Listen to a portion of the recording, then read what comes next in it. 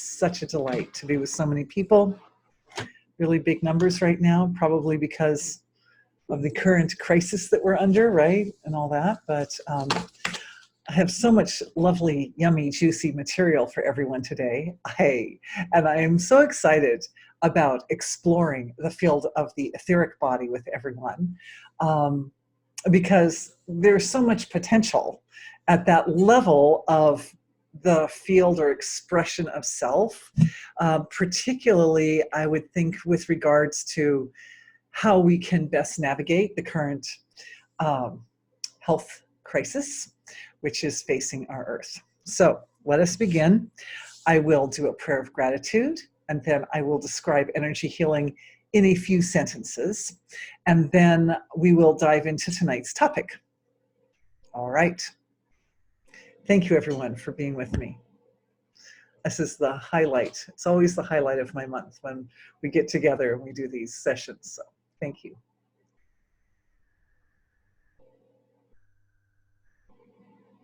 To the silent source of creation, all gratitude for being, for consciousness as an instrument for healing, to the great eternal tradition of wisdom, which bridges the unmanifest and the manifest, which is our guide for fathoming all the deepest layers of creation. Thank you for our physical bodies and for our ancestors for that presence. Thank you for our ability to work concisely and efficiently, to bring forward the most essential and appropriate and necessary points, which address the very fundamentals or seeds of everyone's concerns, for the strokes of experience and understanding which come through these webinars, for all of us, for me too, and the progress that evolves from the cycle of experience and understanding back and forth. May that be a great support for everybody here and everybody who will watch in the future, to allow us to genuinely progress on the path of mastering energy healing as a practical tool for handling and dealing with and handling problems of all types, problems and challenges, and navigating our way through dicey situations and coming out successful, coming out shining, coming out well. All right, that's the prayer. Thank you, everyone, for being with me. And happy Victory Day to everyone. I believe today's Victory Day, according to Vedic calendar. It's a very special holiday. All right, so energy healing. Energy healing is using consciousness to heal. Consciousness is the instrument. And that idea is founded on the fact that consciousness is fundamental to all that is. It's the foundation of all physical material reality. So when things go poorly at the physical material level of creation, we can turn our awareness to consciousness, because the seeds of the imbalance lie in the field of consciousness, and the solutions also lie in the field of consciousness. And with our attention, which is a powerful tool, our powerful tool of attention, and with other powerful tools such as the pillars of Dharma, the 4 pillars of Dharma, 1, 2, 3, 4, and with truth being the main pillar. The pillars of Dharma is one of our tools. I would also believe, I'd like to say, let's on this side put up our pure potential as another tool that we use, another form of consciousness, which is brilliant and accessible and highly transformative, and is a wonderful tool for dealing with, or for, I would say, supporting evolutionary transformation as the outcome of our experience. So, yeah, lots of good tools. There are other tools too, like medicines and stuff like that, but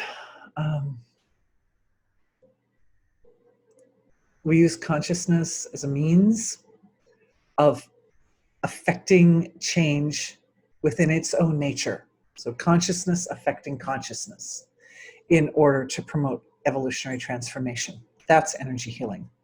And our attention is also consciousness, and it is accessible, and it is our great tool that we're used to using since day one. So it's not a difficult thing. It's something we can all do.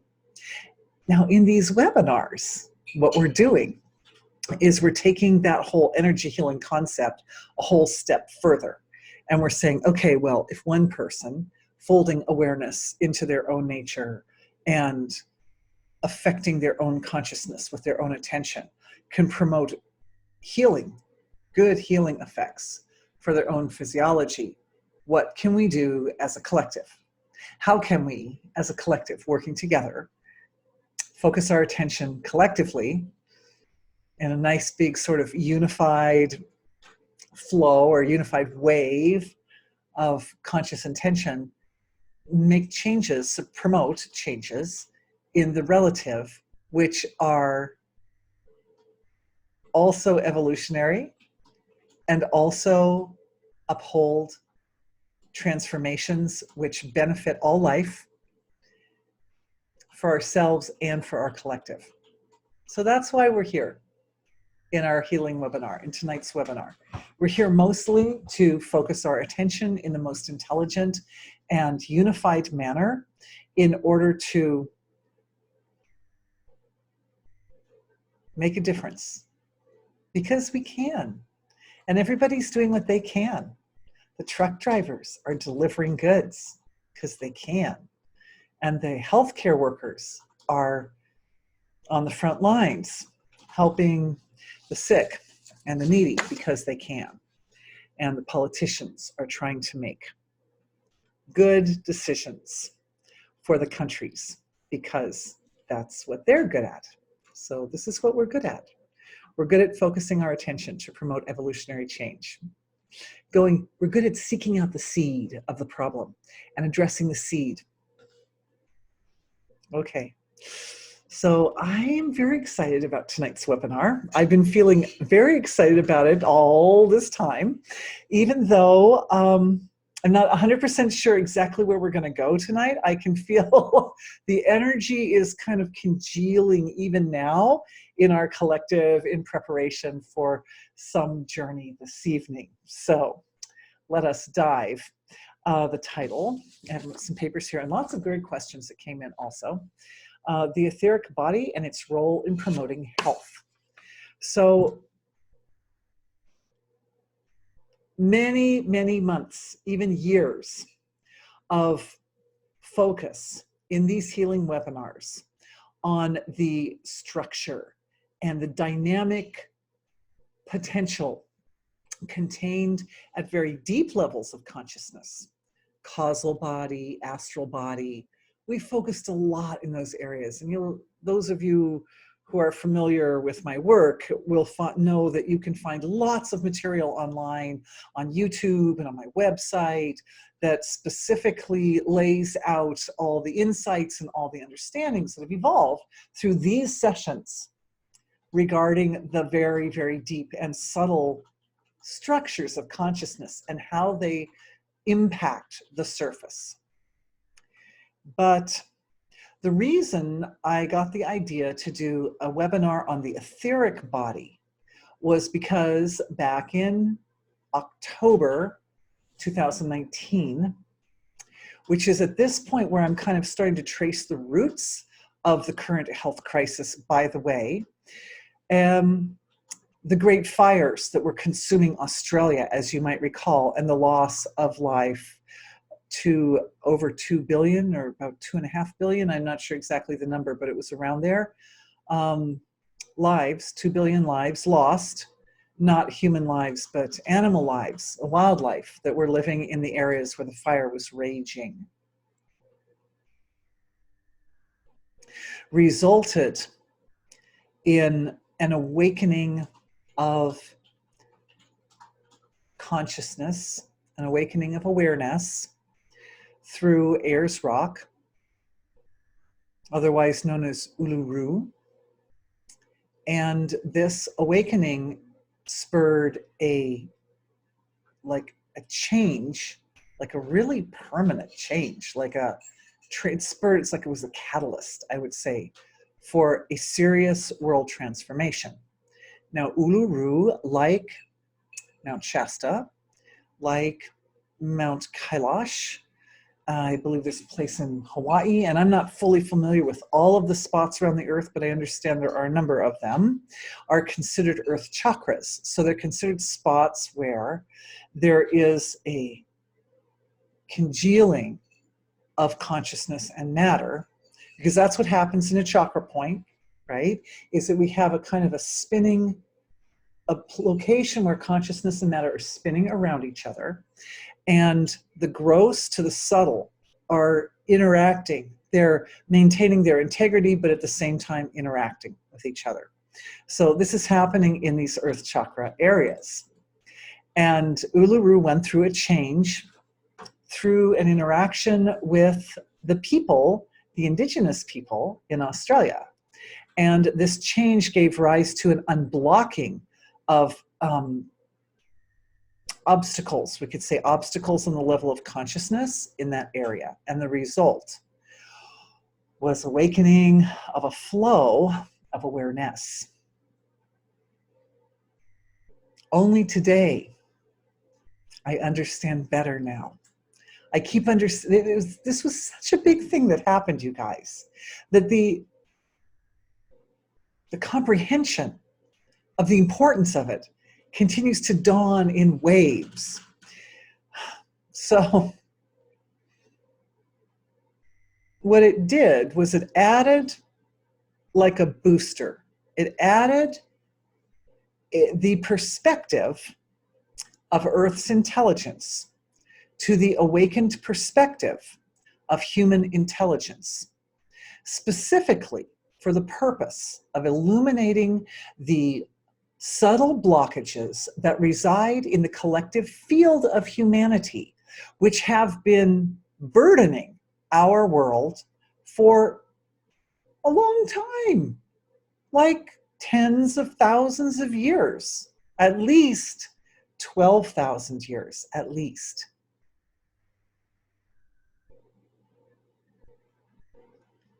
We've been trying, as human beings, we've been trying for at least, now we don't know, because some written records, there are limited written records. The written records are limited, going back so many thousands of years. But the last 2,000 years, written records are not so limited.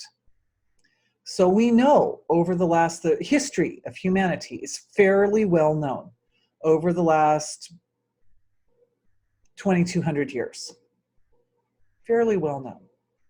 And what we've seen is humanity as a collective has been attempting through various failed means, or maybe partially successful means, to address this sort of deep, dark energy that's been kind of sitting on our earth and sitting within the family of humanity and responsible for a lot of the difficulties that we have been facing as a collective.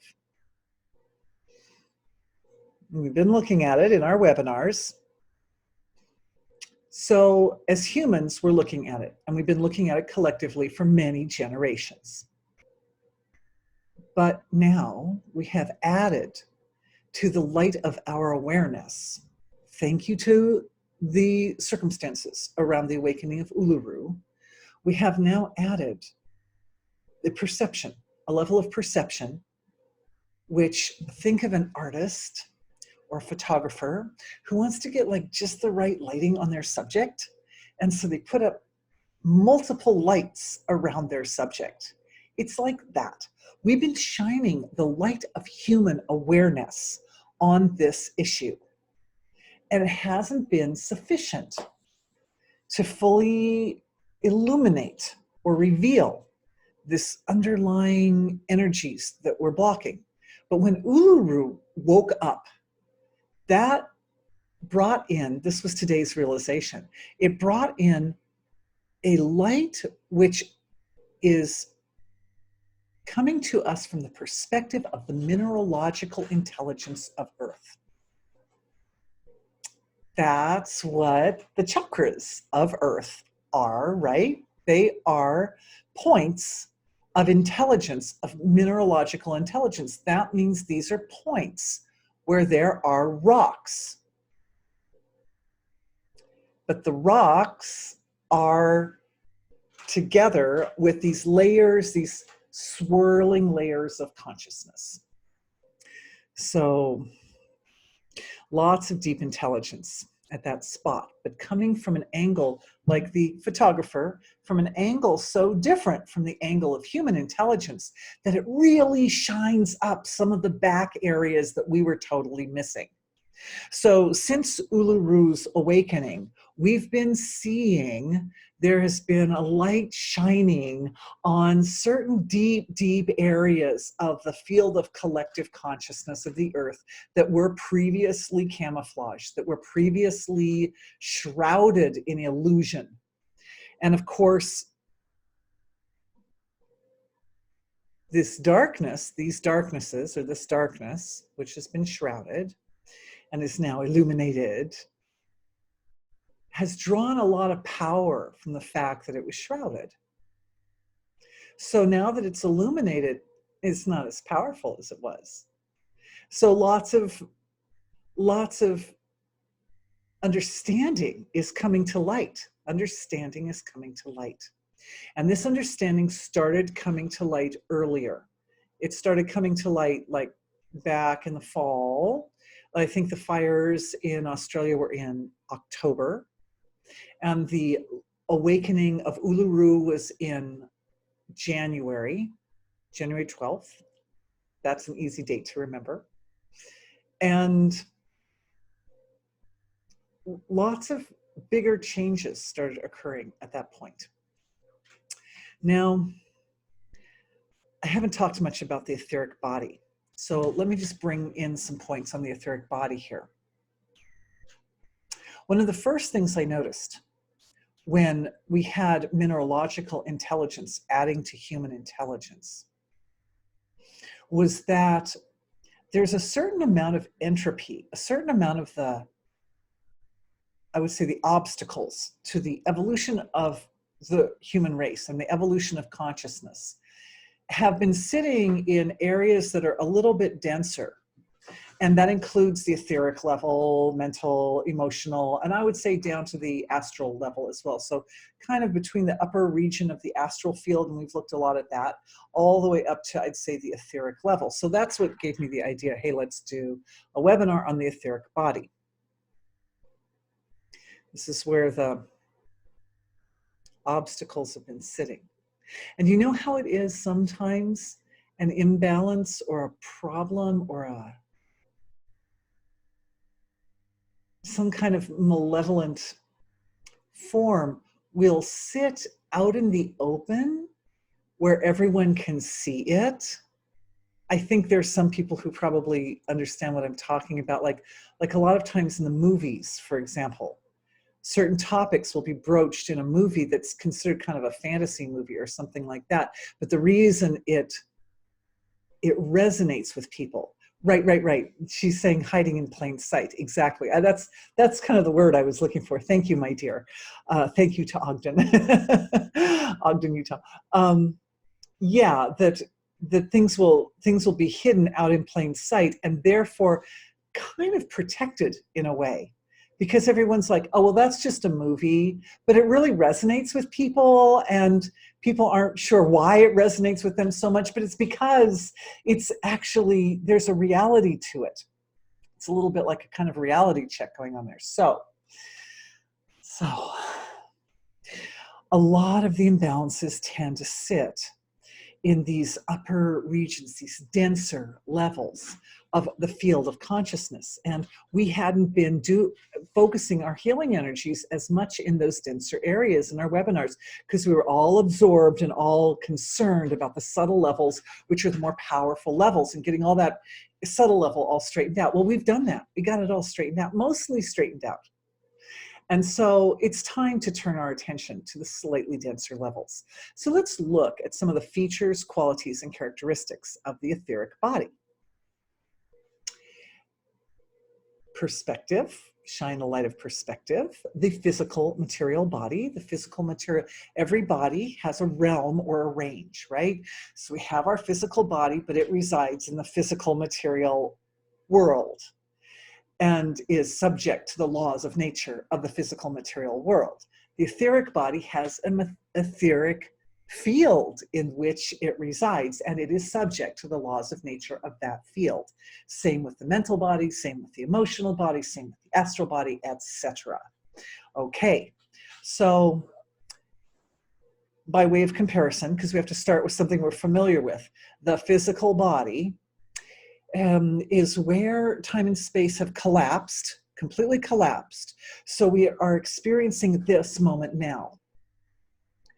In the etheric body, which is just one layer less material than the physical body, we start to see space and time slightly dislodged from that full collapse.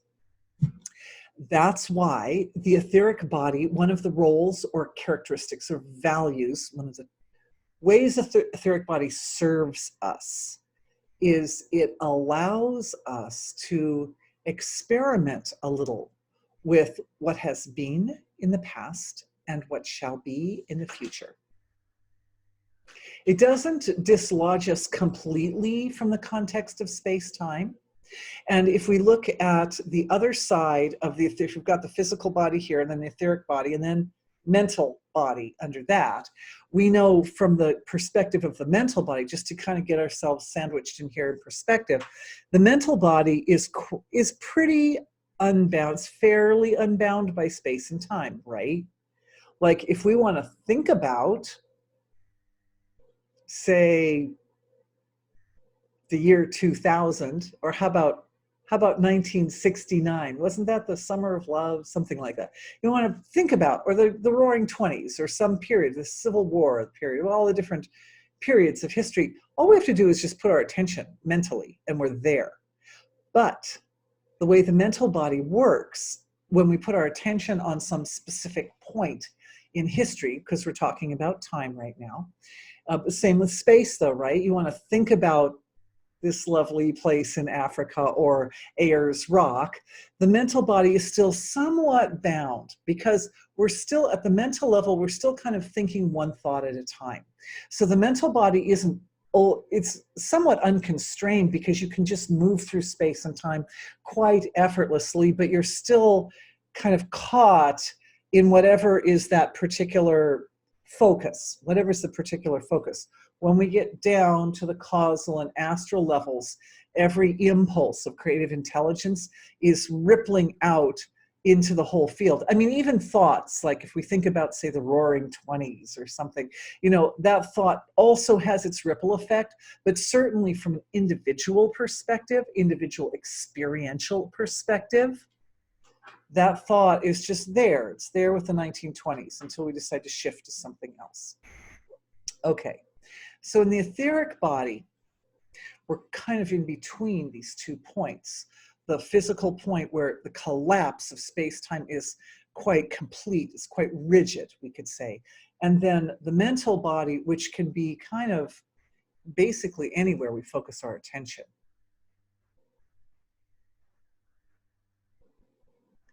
The etheric body, think of the etheric body as being just slightly dislodged from the constraints of space-time experienced at a physical level, just a little dislodged. So the etheric realm is, the etheric body and the etheric realm are very closely associated with dream state and dream level of experience. That the way we function could, oh, question coming in. I will promise I'm going to look at questions a little closer to the end, but thank you for your enthusiasm and inserting a question. Dream state. Dream state where we attend to, like we affect changes in ourselves and in situations and circumstances of the past for the sake of healing, and we explore future possibilities. This is one of the features of the etheric body and also dream functioning. I would like to add one thing here, and that is that there are moments in waking state where we get all of the subtle structure of our being lined up and coherent. And when that happens, relative material action and experience affects all the layers and all the levels. And this is very much what we're actually doing when we're engaging in the energy healing process from the waking state of consciousness, is we are just like the etheric body is kind of like the relative material body, but it starts to unhinge a little bit from the constraints. So we are unhinging a little bit from the rigidity of the constraints of the physical, and we're starting to pull in the resources of the subtler potential of our consciousness. So then in waking state, we have access to, and we are able to kind of leverage the range of potential of consciousness to perform actions which ripple out into the past and future, to traverse the field of creation in a more fluid way. And the etheric body is where that catalyst is, where you could say where that trigger is, or where that control function is, that allows us to shift from the mundane to the magical, from the everyday to the extraordinary. This key is held at the etheric level. It's part of the key of our human potential. And I think it's one reason why the obstructive energies or the more destructive functions in the field have sort of caused a kind of imploding in the etheric field around us. It's been kind of a conglomeration of obstruction, illusion, blockages of all kinds of discordant feelings, all kinds of, as soon as Uluru lit up, I looked at the etheric field and I went, dang, that's a mess in there. You know, that was my first reaction. When I looked at the etheric field, I'm like, oh, wow, there's been a lot of darkness hidden almost in plain sight, like right up at that dense level in the etheric field, with threads and cords that tied into the mental and emotional bodies, especially subconscious and unconscious levels of the mental body. And then also areas of the feeling in the heart. We might recall from previous webinars, finding something that looked like a spike or a little needle of imbalance that was sitting in the chest area. And that, my dear webinar participants, brings me to a story, which also brings me to a question. And I know we haven't done a healing yet, but we shall do more healings as we're going on. This was a question a lady asked in, yeah, she said that I told a story in a previous webinar and it was really delightful, and she's hoping I tell another story. So I have a really relevant story to share with all of you. So again, a story from Vedic tradition. And this is a story, I made a few notes just to make sure I get all the names and locations and details really correct. But this is a story, some of you know that we've been going back and forth in our emails a little bit about this story. So this is a story about a demon, basically. A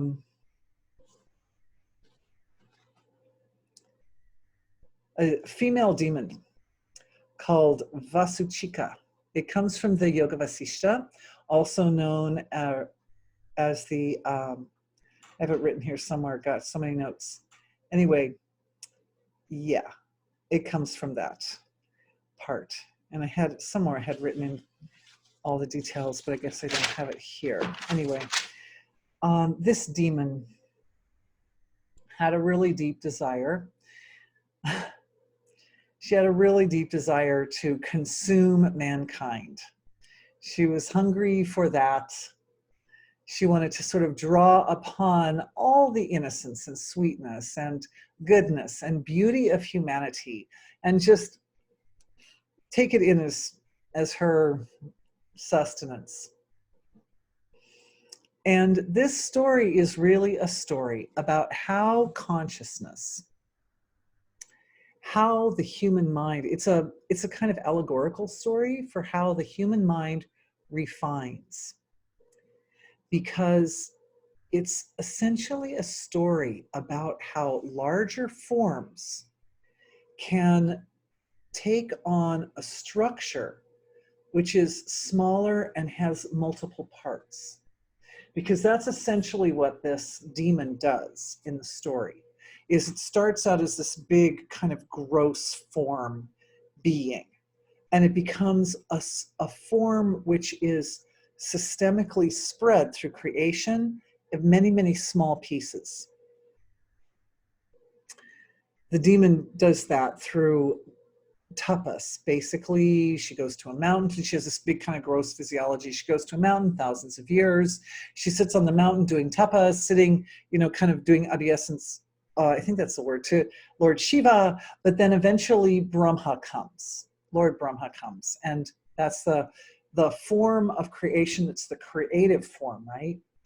Brahma creates the creation and is pleased with the tapas, with the austerities performed by this being, and offers a boon. And the being says that what it wants is, instead of having a big soft body, it wants a little tiny hard body that's like a kind of a pin or a nail, kind of a hard, like metal spike that, yeah, right. Samurai swords and diamonds, right, are made by, yes, concentric layerings of that intention. It's beautiful. In the chat window, for those of you who are interested, there's one of our participants made a comparison with how like a samurai sword is made, where you fold the metal in over and over and over again like that. So yeah, that was the intention, was to do that. Thousands of years of exposure to the elements and austerities and so forth.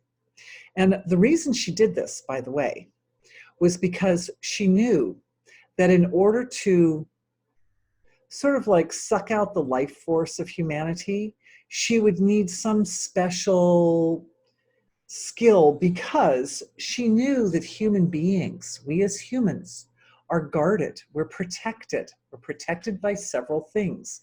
Oh, these are more tools, right? besides Dharma, these are kind of like the effects of Dharma or the byproduct of Dharma. Meditation, medicines, I wrote them down, austerities, we can do austerities, right? Devotions and charities. So these are tools that humanity has used for ages upon ages to protect itself from negativity and from destructive forces. So because humanity has all these great tools to protect ourselves, she knew she had to do something special. So she wanted to become like a little spike or a little thorn that would go embed itself in the hearts of humanity, and as such would be able to kind of draw out life force from humanity. So Brahma, though, isn't dumb. Brahma is like some high form of creation, saw that this demon was not really asking for something that was good, but was desiring something that was kind of life damaging. So even though Brahma granted the boon, because Brahma was pleased by all the hard devotion that had been offered, Brahma came up with a solution to that. And the solution was a mantra, which was given to humanity, which would counteract the effects of this demonic form. And the demonic form was going to take on this physiology, the structure, which is directly associated with viral infection.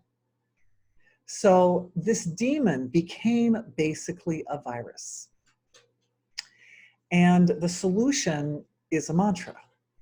So I wanted to be sure that all of us, oh, by the way, there's a few points about the mantra that I kind of want to share because I got some of this online, but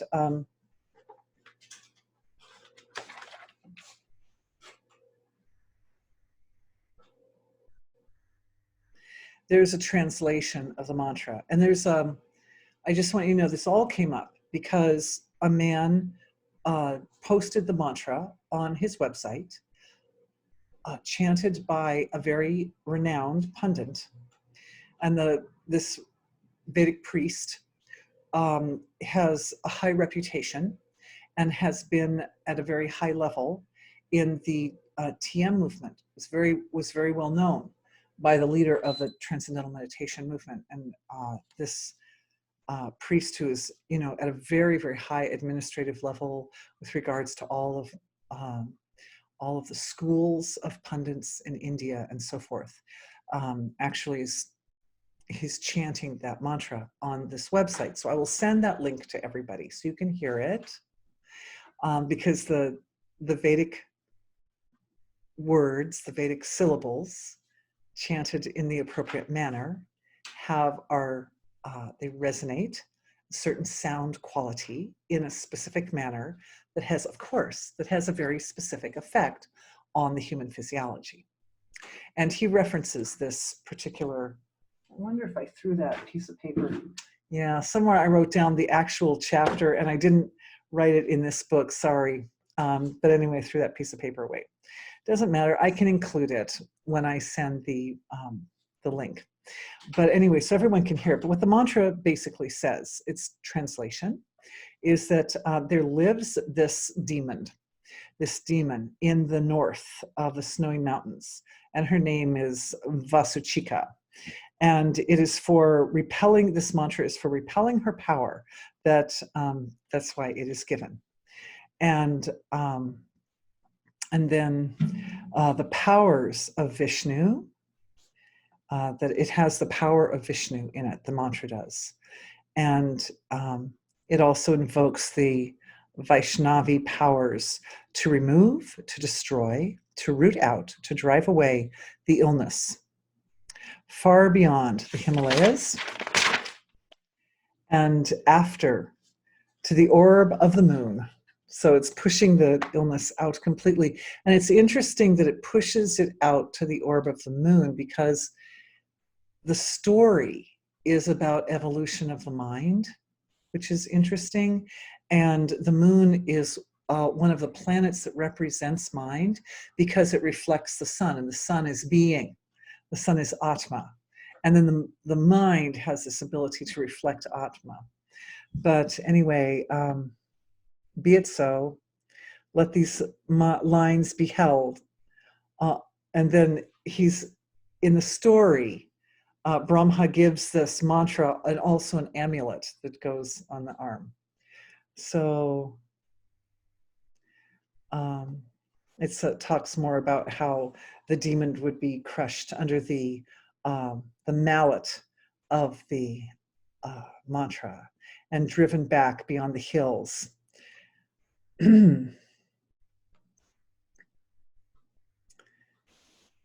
Let that person think of the medicinal moon to be seated in his heart. So that means the mind in a state. Oh, interesting. She's saying she's finding a correlation between the story and the story of Jesus pushing out Lucifer. It's beautiful. Yeah. Like essentially, these stories are allegories for a process that we go through as a collective over and over again. So this is the process that we're going through now. Anyway, there are a few other little points in there, but I can send links. We can send links to everybody. Unconditional love in the Sacred Heart is so beautiful. Beautiful. All right. So let's look. Looking into the heart of the situation.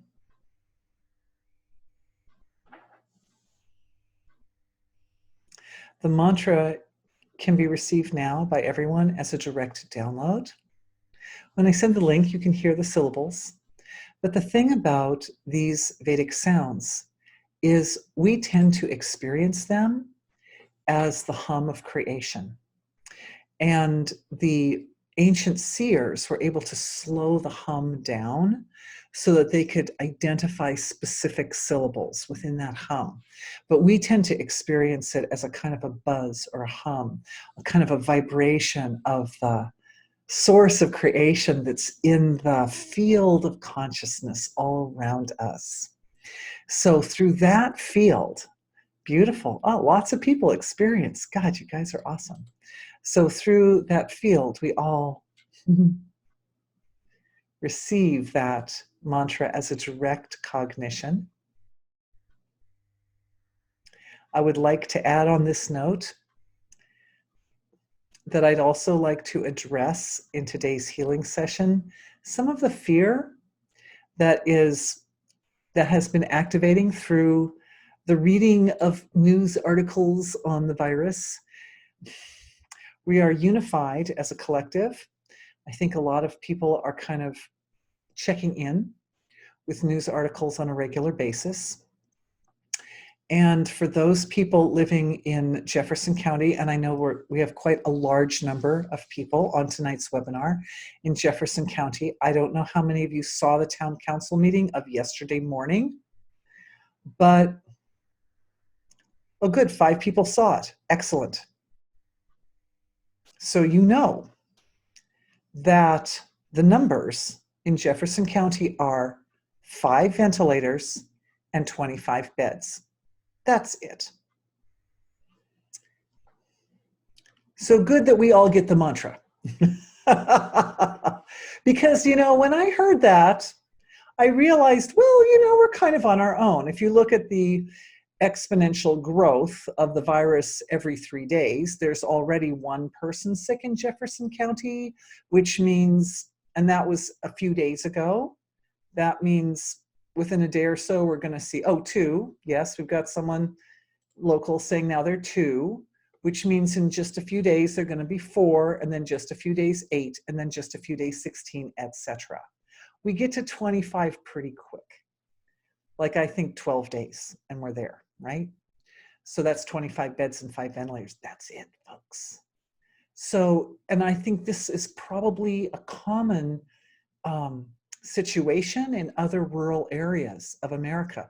Very little testing. There are 90 test kits in Iowa. That's it. Not 90 a day. That's just 90. So, and those are only being saved for people who come into the hospital super sick. That's it. So, we're a little bit on our own. And like I said, I would like to address the fear that's associated with all these types of statistics. I don't mean to be saying it to scare people. I'm saying it because we are being asked by Mother Nature, we are being asked by our world to find another solution, to find a deeper solution. It's like when my kids were in a program in school called Destination Imagination. And one kid would come up with a creative idea to solve. The kids were given a problem to solve. And one kid would come up with a creative idea. And you know how ruthless kids are. Some other kid would shoot it down, and they'd be like, oh, okay. So then they'd come up with another creative idea. Another kid would shoot it down. Another kid would come up with another creative idea. Another kid would shoot it down. And it would take them a long time to learn to work as a team so that they were finding solutions collectively that everyone could agree on was a great solution to the problem. And this time, we are working as a team, but part of the team is human, and part of the team is microbial, and part of the team is mineralogical. Part of the team is mineralogical. Why? Because our connection, one of our most common connections to our microbial brothers and sisters is through the mineralogical reality of our world. We think about that for a minute. We eat food.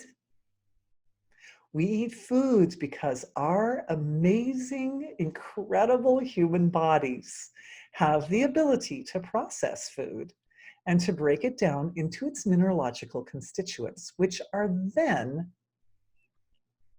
a support and a foundation for the microbial reality of our bodies. It's like the minerals are the physical channel through which we interact with our world, with the microbial level of our world. Additionally, yeah, we're the host. Yeah, we are kind of the host. We are, but it's kind of a symbiotic relationship too, because the bacteria in our guts supports the digestive process, and the mitochondria in our cells supports the digestive process. The mitochondria are serving us to a great degree. So, and on that note, I would like to add, I personally feel that the transformation taking place on Earth is far greater than the collective has even started to comprehend. This transformation in front of us, this is huge. I feel that the transformation in front of us indicates a significant change in the nature of what it means to be human.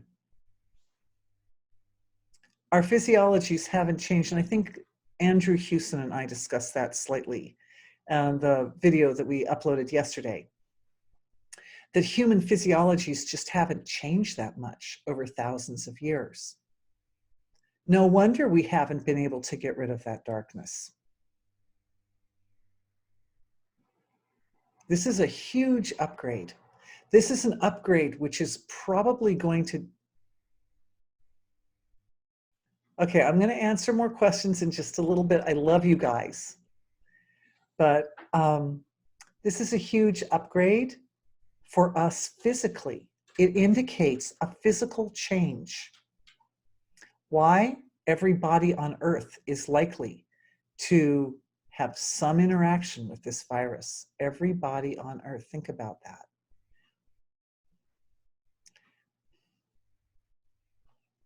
Collectively creating immunity. Collectively creating immunity. Okay. Was it the last webinar or no? It was in a video I uploaded. A video I uploaded over the last week or so. There's a healing for refinement of sense of smell. Yes, yes, it means everyone's DNA will be somewhat changed. In the last webinar, I think I did mention that I noticed that the outcome of the infection that I had, and again, I don't know if that was coronavirus because there's very little testing in my area. But I did notice a tremendous upgrade in sense of smell. And once that happened, I noticed, gee, I understand my world in a way I didn't understand it before, because I can smell things that I couldn't smell before. Well, is anybody at all surprised that latest articles on the coronavirus are saying that when people have the illness, particularly if they're carriers but they're not having a lot of symptoms, they tend during that time to lose their sense of smell? It's no surprise. This is pulling the arrow, drawing the arrow back on the bow, right? What the article that I read today said that when you have the virus, when you're under the influence of the virus, sense of smell is diminished, but when the virus is finished, sense of smell returns. What this means is that sense of smell goes into a kind of transcends, right? We can transcend on any of our senses of perception. So sense of smell goes into a state of no smell. And from there, it resets. It becomes actually more acute. And coming out, we have a more acute sense of smell, which allows us to understand, to perceive our mineralogical reality, and also, by virtue of that, our microbial reality at a level that we couldn't before.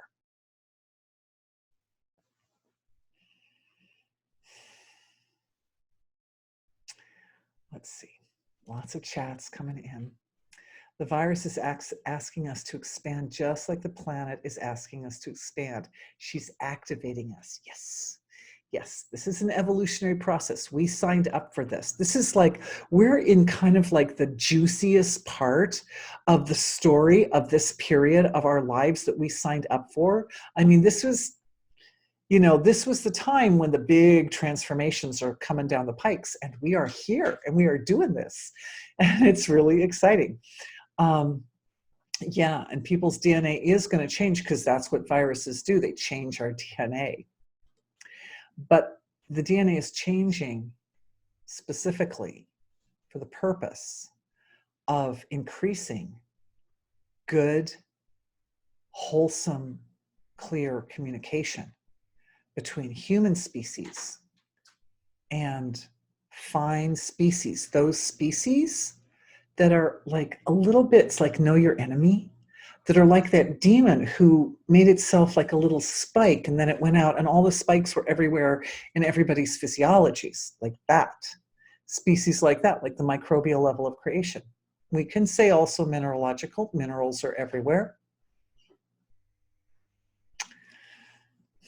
All right.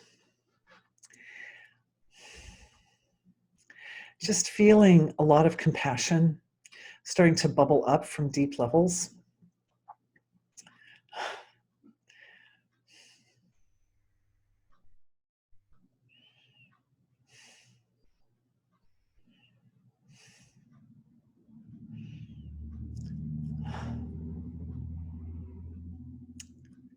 The fear tends to activate the system in such a way that we become a little more vulnerable to illusion.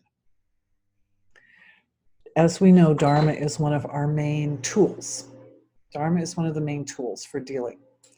And we have our 4 pillars of Dharma over here. Truth is the big tool. Truth is the big one. And illusion is like a little spike, like my little finger, going into the pillar of truth. That little spike is a kind of, it's like it attacks the pillar of truth, illusion. And when illusion is there, it particularly weakens the etheric body.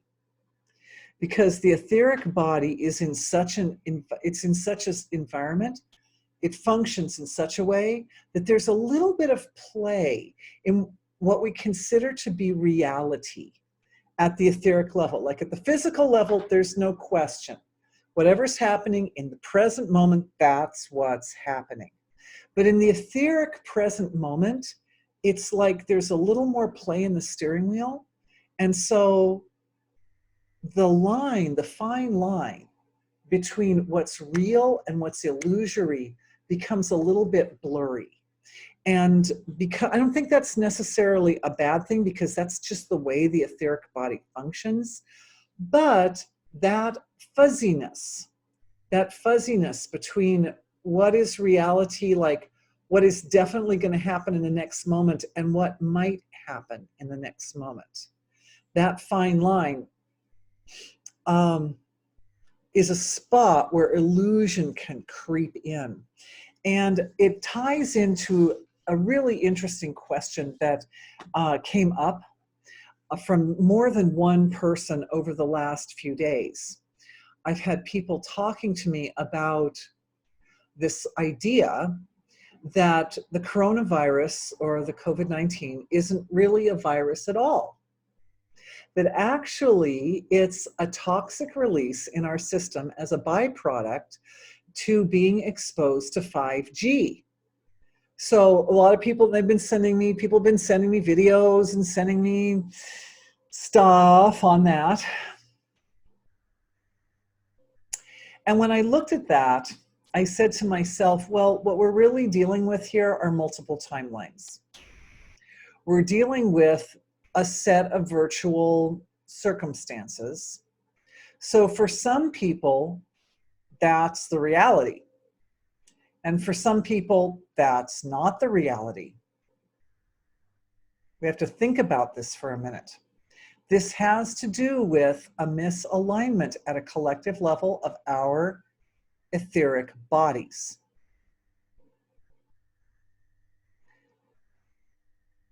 I like to support everybody.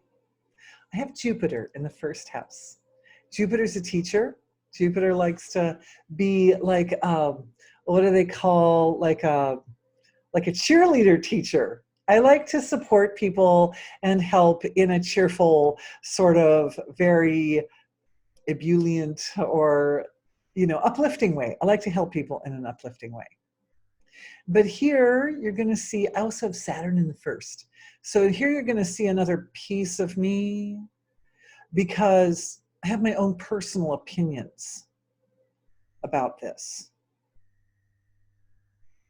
Thinking delicately, we're looking at multiple timelines. We need to heal the timelines.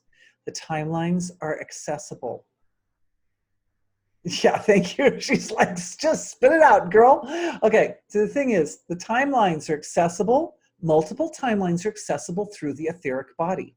When there is garbage in the etheric body, when the etheric body is blocked up and obstructed, then what happens is these warped timelines tend to manifest, or they tend to show themselves. They tend to come in and dominate awareness.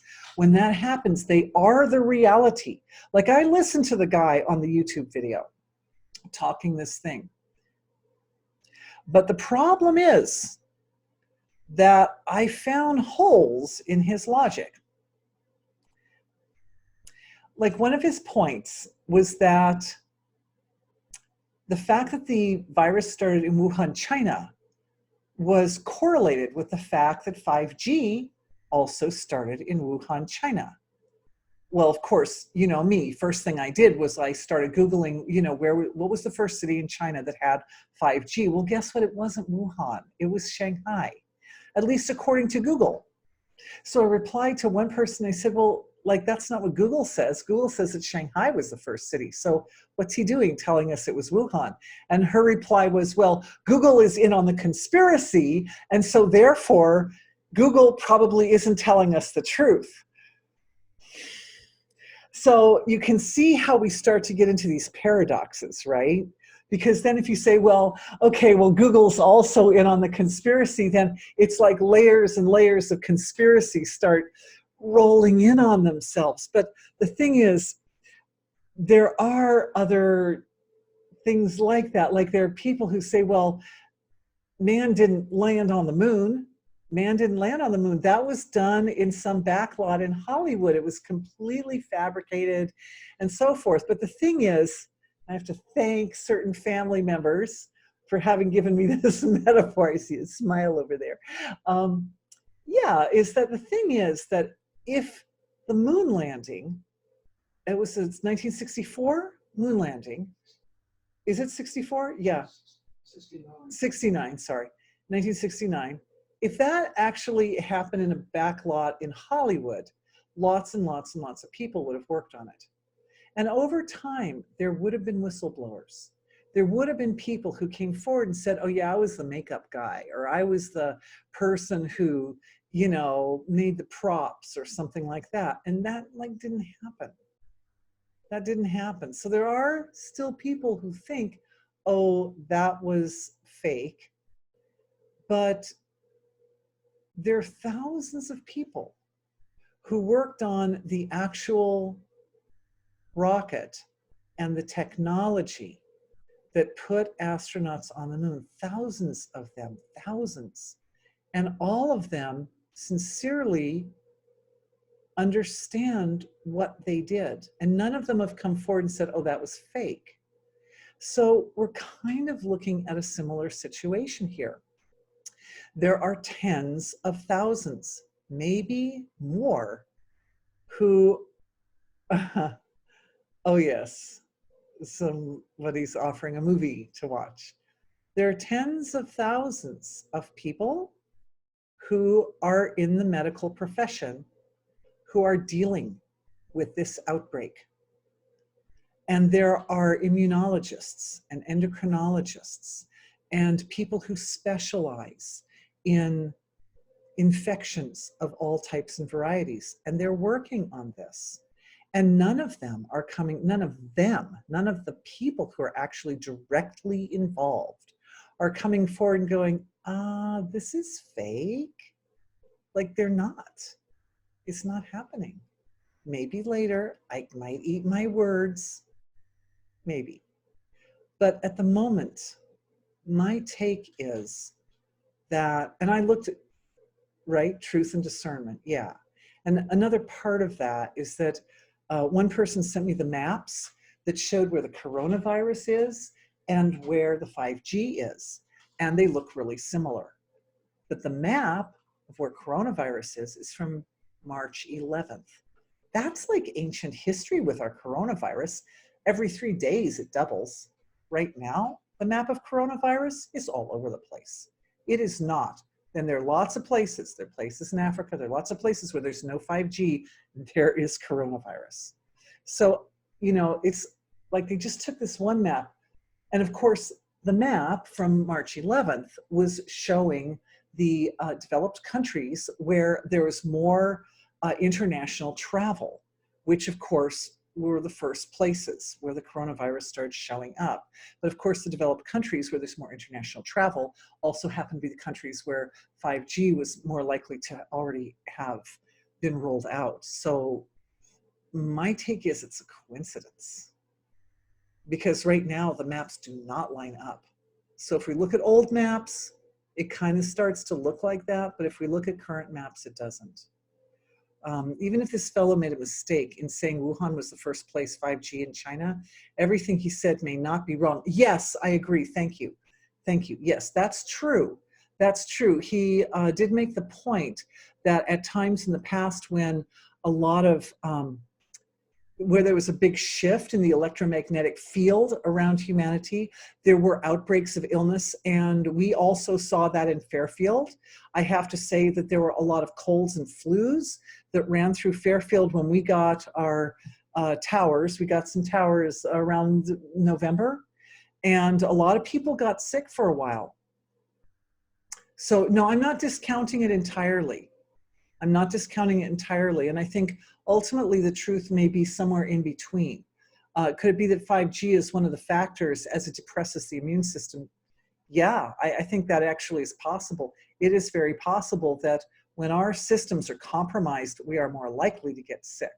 Sure, Google definitely has a vested interest in 5G. And is known to censor. Yeah, that's true. That's true. Not a trusted search engine. Good point. For instance, using DuckDuckGo, will get you a different results. This is in general. Well, let's check it out. Let's go to DuckDuckGo and see what they say is the first city that got 5G in China. That's not that hard to do. We can check it out. I can't check it out right now because I'm on camera. But anyway, later we'll check it out. Later I'll check it out. Yeah, thank you for that suggestion. I do appreciate that. So you can see that what happens is we start to come up with these multiple timelines, and the reality that condenses, the reality that collapses at the physical material level is kind of like a culmination of the various timelines, how they interact with each other. And the timelines are manifested in each one of us slightly differently, but the etheric field is shared in common, just like the physical field is shared in common, just like the astral field is shared in common, and all the other fields. So we have choices. We have choices to attend to results which support, or I would say align with, our full potential. And this is where the tool of our full potential comes in really handy. Now, you notice I use these, I wasn't planning on this actually, but I use these 4 trees to represent the 4 pillars of Dharma. I'm using this gorgeous sunlight over here to represent our pure potential. Because when I look at each of our full pure potential, it looks like that to me. It is just searing, brilliant light. It is that aspect of ourself, which is so close to pure being, is actually so integrated with pure being. It's very virtually impossible to pull them apart. It's that part of ourself that's just pure being. It's just pure being as it manifests in its purest, most complete, most perfect form. And we can align our own vision, our own intention.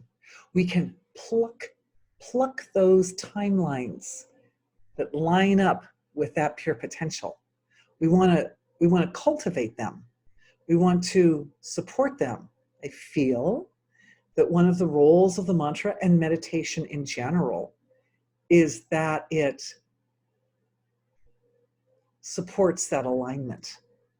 Meditation in general. And one of the things that I've seen coming out of this period where so many people are bound into their homes is the silence of being is becoming thicker. It's becoming more silent. Certainly within the context of the oh look, other people too, hands raised. Hey, we got someone from Europe hanging in here with us. God bless you for being up with us at 2 a.m. or wherever it is your time. It's probably really early in the morning, the middle of the night. I'm going to look at your question in just a second. Anyway, the point I wanted to make about this is that the silence is deepening. And partly that's because of just slowing down everything, right? Slowing down traffic on the roads, slowing down the movement of people everywhere, and certainly slowing down a lot of activities that have been integrated into social constructs as forms of entertainment and forms of pursuing our bliss and being happy and comfortable, which actually have been distractions and digressions from our true purpose, which is evolution. So a lot of that stuff is no longer a thing right now, at least now, during this precious time of inward stroke of consciousness all over the world. And as a result, the silence is deepening. All right, let's see what our man from England has to say. My dear spiritual brother, we know that science says that 5G, after the microbial world more than that it affects the microbial world more than it affects us. Remember the article? Yes, I do. Guess it's possible that COVID-19 was a different, more benign coronavirus like a common cold, and 5G mutated it somehow. That's an interesting concept. My thought on that account, when I look at that, thank you for suggesting, thank you for presenting that. The timeline that I'm looking at, the form that I'm seeing is that coronaviruses have been around already for a really long time, and human body has been handling them fairly effectively. But if the 5G weakens our microbial reality, that weakens our immune system. And then it means the human physiology, all of a sudden a virus which wasn't that serious starts acting like a really serious illness in our bodies because our immune systems are compromised, because our microbial structure is compromised. All the more reason why we need this healing, because the upgrade for our ability to support our microbial brothers and sisters, particularly the ones that live in our own bodies, our ability to support them will allow an upgrade, a mutation that's an upgrade. Oh, it's occurring to me right now that the upgrade might not be for the human physiology other than an increase in our subtle perception, but the permanent upgrade could be in the microbial reality of our physiologies, affecting our immunity, because we will, ultimately what's going to happen after the virus has gone all over the place is immunity will have increased, which means microbial intelligence in our physiologies will have increased. Etheric level of healing is creating a global oneness of sharing. Yes, I absolutely agree. Both microbial and mineralogical DNA.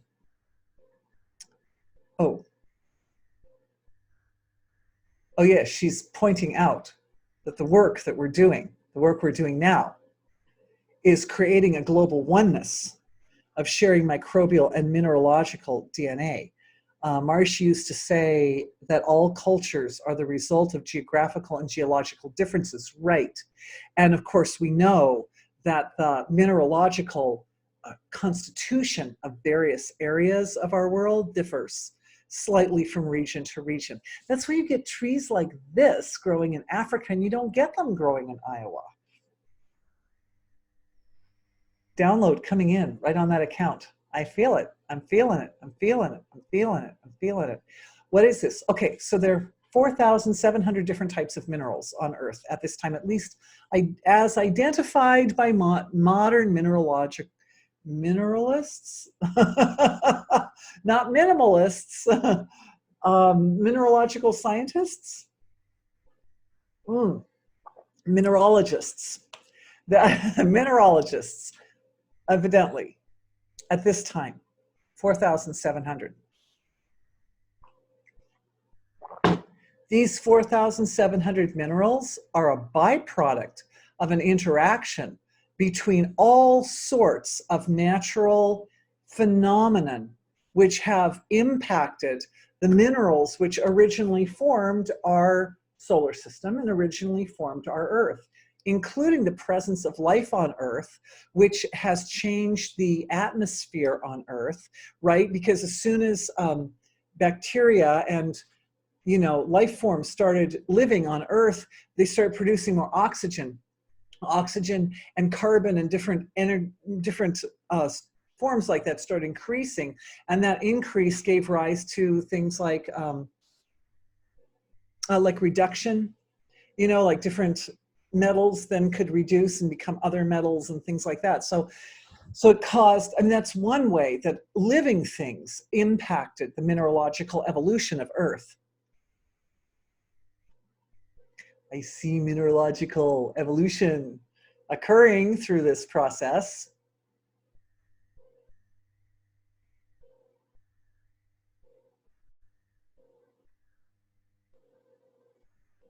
Because there was more mineralogical diversity on Earth, Earth was able to sustain more evolved forms of life. We talked about that before. Oxygen. Oxidation of elements. Oh, thank you. Yes, oxidation. Oxidation and reduction of elements in the presence of oxygen. Yeah, thank you. Yes. Sorry, I guess the reduction comes from the lack of oxygen. So oxidation is caused by more oxygen and reduction is caused by less oxygen. But thank you to our physicists who always have really useful contributions. There is apparently something called secure 5G, which is different from form of delivery from the signal, and it's less dangerous. Right, so I understand there's several different ways that 5G can be delivered, and they probably all have different effects in different ways. I'm still feeling this download because I'd like to be clear with everybody and share it and honor everybody, because I'm looking at our time, and we've already come to our time, for heaven's sake. So maybe we go more into the download tomorrow. Boy, the time really flew by today, didn't it? There was one person who asked a question back here, and I said I was going to answer your question in just a minute. Did you say a mantra to be repeated, Dorothy? So here's the deal. I'm going to send you the mantra. I'm going to have to trust you guys that you know what to do with mantras. Because as a meditation teacher, I'm under certain specific, I have responsibilities and certain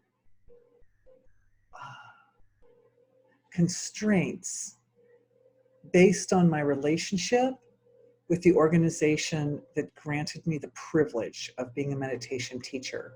So on a public forum like this, it is my policy not to give direct instructions on how to use mantras.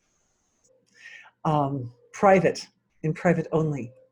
So I love you, and I do appreciate the question because it's a really intelligent question. But I would suggest for those who are familiar with using mantras, use them as you understand them to be used. And for those not familiar with using mantras, I encourage you to receive personal one-on-one instruction on how to use mantras, because that's one of those things that really requires a one-on-one by a certified teacher, in my opinion. That's the best way to learn how to use a mantra. And the other part of that story is there are a lot of different ways to use mantras other than how they're taught in one-on-one instruction. There's like a lot of stuff out there. Anyway, I feel that it's not my place here, please forgive me, on the public forum to be giving specific instruction on using mantras. However, if it is your desire to understand that, there are ways. There are ways and means.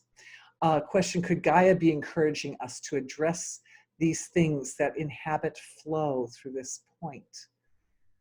Yes, all of this is being orchestrated by our environment.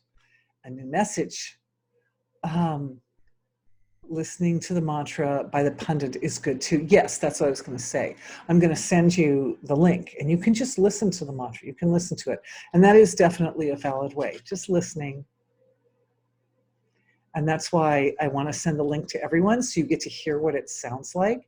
And this is the specific one which was given to all the siddhas. It actually used the word siddhas in the story.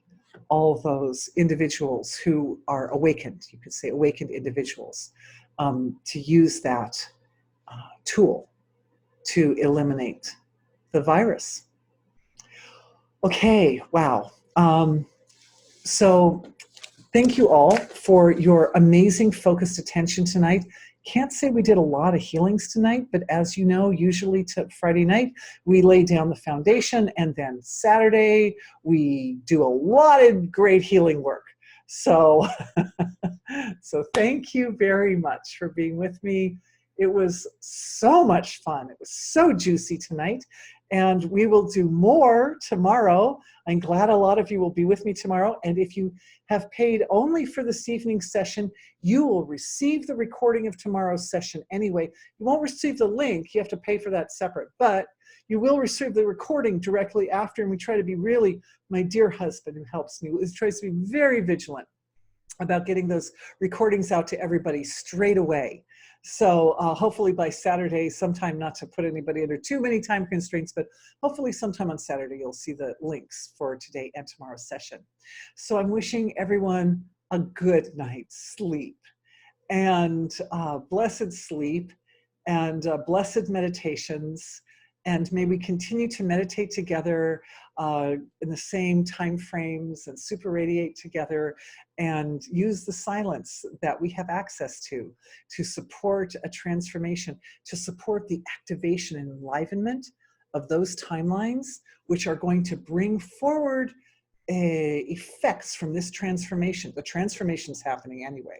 So bring forward effects which will be in everyone's highest and best interest, aligned with evolution. That's the goal. I love you. Thank you. See you again soon. Bye.